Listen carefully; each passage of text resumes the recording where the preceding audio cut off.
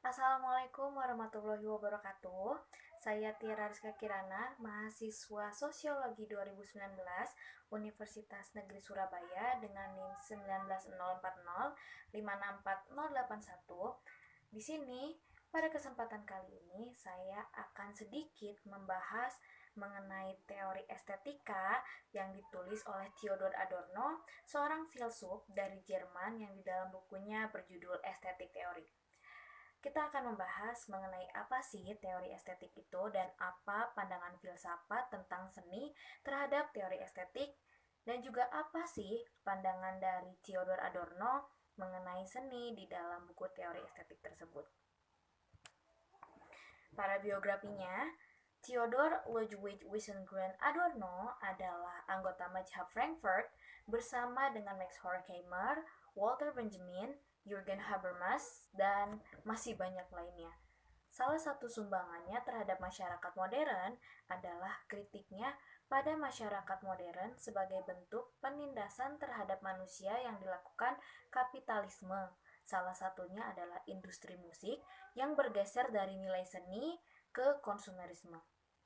Theodor Adorno lahir pada 11 September 1903 dan meninggal pada 19 Agustus 1965, yang berarti beliau masih berumur 61 tahun.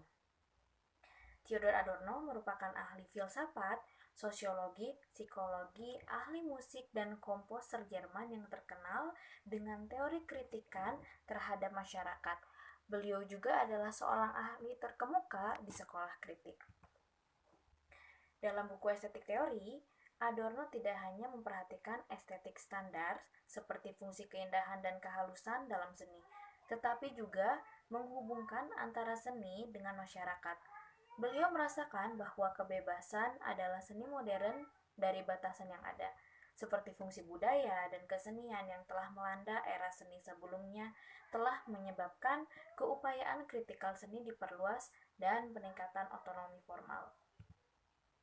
Dalam buku Estetik Teori, Adorno menjelaskan mengenai isu seni, masyarakat, dan juga estetika. Adorno menjelaskan tentang beberapa isu yang telah melanda pada zaman itu. Beberapa isu diantaranya adalah penentangan mengenai asal-usul, isu kebenaran dan kehidupan dalam berkarya, hubungan seni dan masyarakat, kritikan teori seni psikoanalitik, teori seni Kant dan Freud, dan hal menyenangkan dalam seni juga kebahagiaan dalam berkarya. Estetik teori atau teori estetik ini bermula saat dijalankannya penyusunan dialektika berganda. Sebelumnya, Adorno menyusun gerakan seni modern dari perspektif filsuf estetika secara bersamaan. Sebelumnya, pada awal kemunculan unsur-unsur seni, seni itu sendiri jauh dari kehidupan serta kebebasan dalam berseni, sehingga seni itu menjadi tidak pasti karena saat itu kebebasan dalam seni terhadap sesuatu adalah mutlak atau terbatas serta bertentangan dengan kebebasan abadi. Sementara itu, pada awal kemunculannya, seni tidak terlalu dianggap karena dianggap sebagai hasil karya yang tanpa tujuan.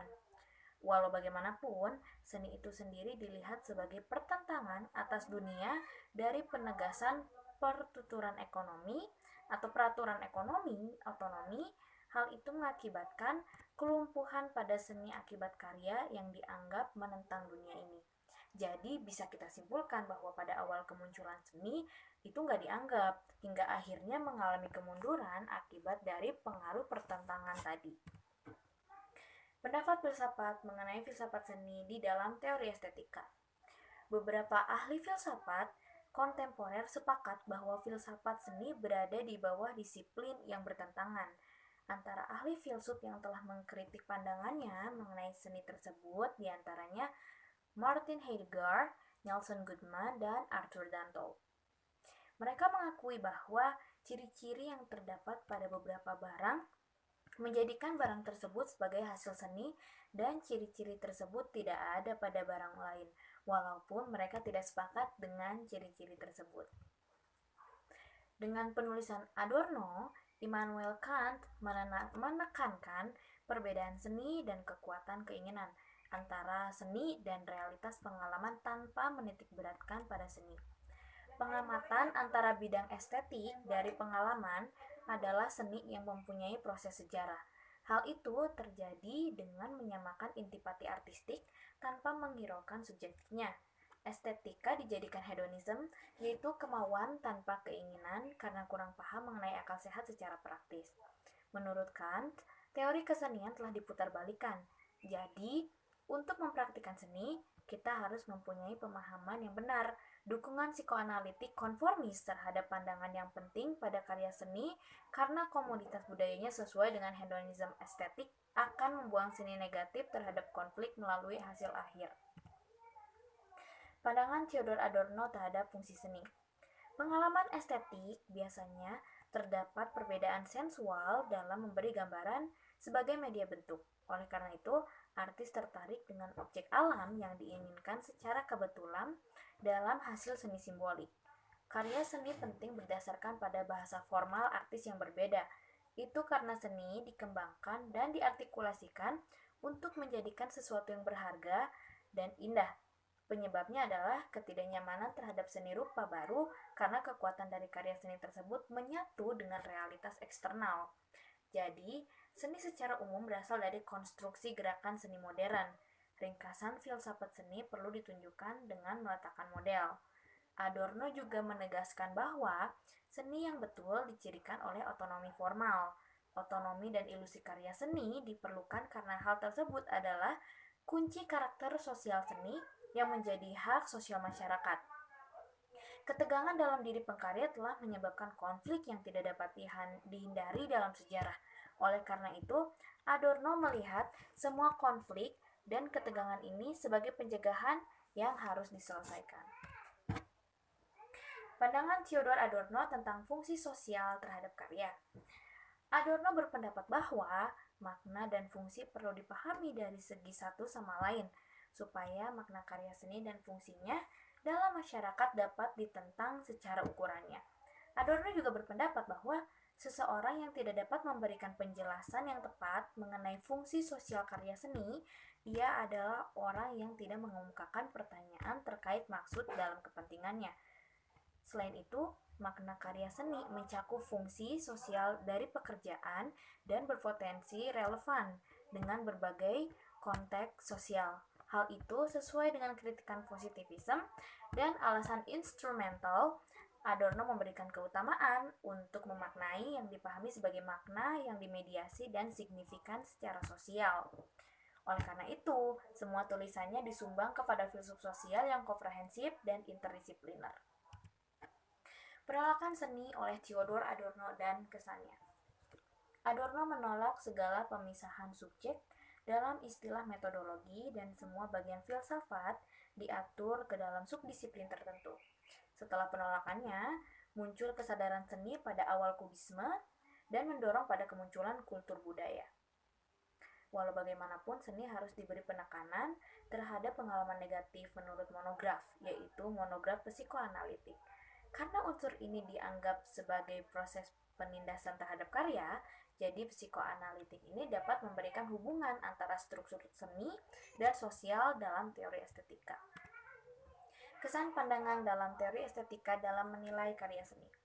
Masalah yang timbul dari pandangan ini adalah sejauh mana kita boleh mempercayai tanggapan kita yang tidak terbiasa untuk menilai karya seni tersebut, yaitu impresionisme, yang mengatakan bahwa evaluasi seni tidak hanya bergantung pada pilihan individu.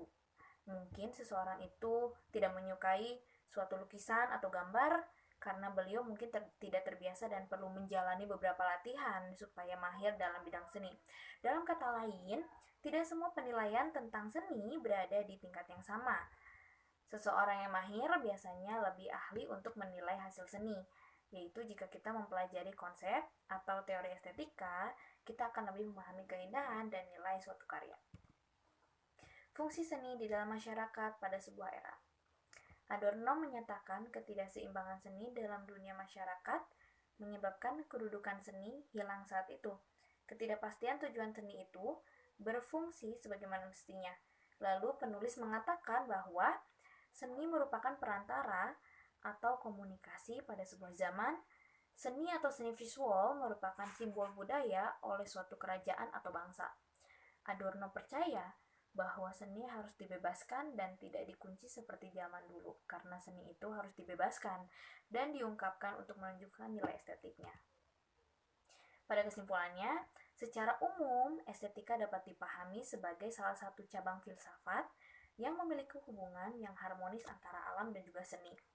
Walau bagaimanapun, pandangan ini mengandung konteks yang sulit untuk berkembang karena dianggap rumit bagi beberapa pihak. Seni estetika tidak dapat dibuktikan dengan sendirinya. Artinya, seni memerlukan konsep dan berbagai aspek untuk dibuktikan. Tidak hanya dipandang buruk karena dianggap hiburan saja, estetika juga perlu dibuktikan melalui zaman, peradaban, dan juga sejarah. Bagi Adorno, keindahan seni estetika bukan hanya mengarah pada fungsi keindahan dan kehalusan dalam seni itu sendiri, tetapi Adorno menyatakan bahwa seni merupakan pedoman masyarakat.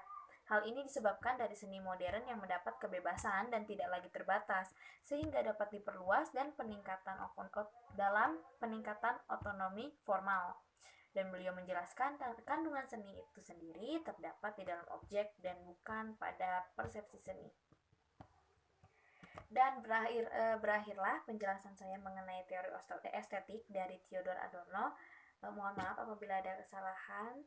Sekian, wabillahi taufiq wal hidayah. Wassalamualaikum warahmatullahi wabarakatuh.